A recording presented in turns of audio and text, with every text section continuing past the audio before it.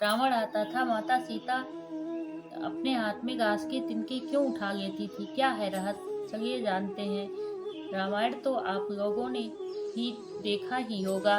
आप लोग ध्यान दिए होंगे कि रावण की कैद में लंका स्थित वाटिका में सीता माता जिस वृक्ष के नीचे बैठती थी, वहां वे अपने हाथ में घास का तिनका लेकर रखती थी। जब भी रावण आता तो माता सीता उस तिनके को उठा लेती थी और बहुत सारे लोगों को इसका वास्तविक कारण नहीं पता होगा, लेकिन हम आपको इसकी वजह बता रहे हैं। रावण ने जब माँ सीता जी का हरण करके लंका ले गया, तब लंका में सीता जी वट वृक्ष के नीचे बैठकर चिंतन करने लगी। रावण बार बार आकर माँ सीता जी को धमकाता था, लेकिन सीता जी कुछ नहीं बोलती थी। यहाँ तक कि रावण ने श्री राम के वेश में आकर माँ सीता को भ्रमित करने की कोशिश की, लेकिन फिर भी सफल नहीं हुआ। रावण थक हार कर जब अपने शयन कक्ष में गया तो मंदोदरी ने उससे कहा कि आप तो राम का वेश धरकर गए थे, फिर क्या हुआ? रावण बोला, जब मैं राम का रूप लेकर सीता के समक्ष गया तो मुझे नजर ही नहीं आ रही थी। रावण अपनी समस्त ताकत लगा चुका था, लेकिन जिस जगत जननी माँ को आज तक कोई नहीं समझ सका, उसे रावण भी कैसे समझ पाता। रावण एक बार फिर आया और बोला, मैं तुमसे सीधे सीधे संवाद करता हूँ, लेकिन तुम कैसी नारी हो? मेरे आते ही घास का तिनका उठाकर उसे ही घूर घूर कर देखने लगती हो। क्या घास का तिनका तुम्हें राम से भी ज्यादा प्यारा है?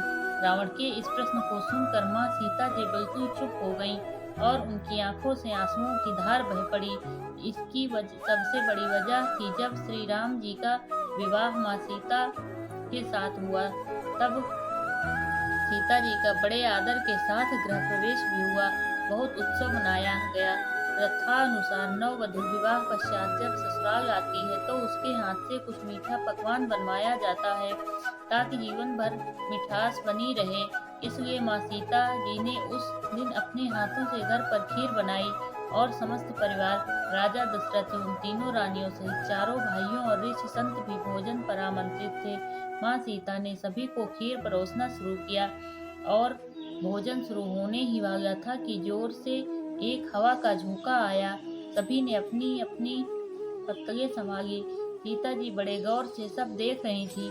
ठीक उसी समय राजा दशरथ की खीर पर एक छोटा सा घास का तिनका गिर गया, जिसे माँ सीता ने देख लिया, लेकिन अब खीर में हाथ कैसे डालें, ये प्रश्न आ गया।